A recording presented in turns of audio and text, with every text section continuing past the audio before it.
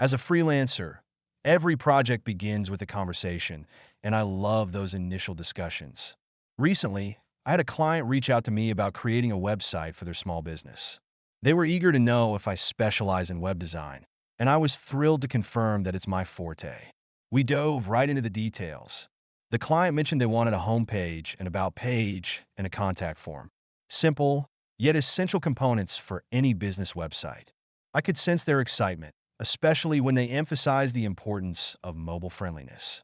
In today's digital age, having a site that looks great on smartphones is non-negotiable.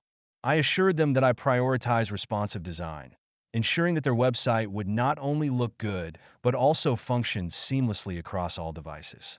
Then came the budget discussion. The client expressed a preference to stay within $500. I appreciate when clients are upfront about their budget. It helps me tailor my proposal to meet their needs without overshooting their expectations.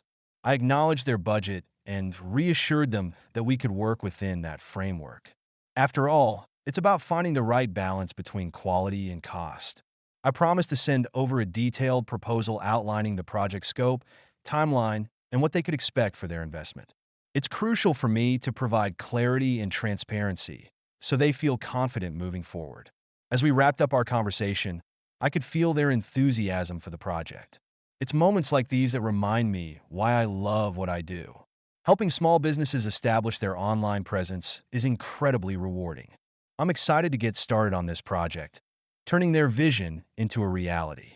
I'll be diving into research, sketching out designs, and planning the layout.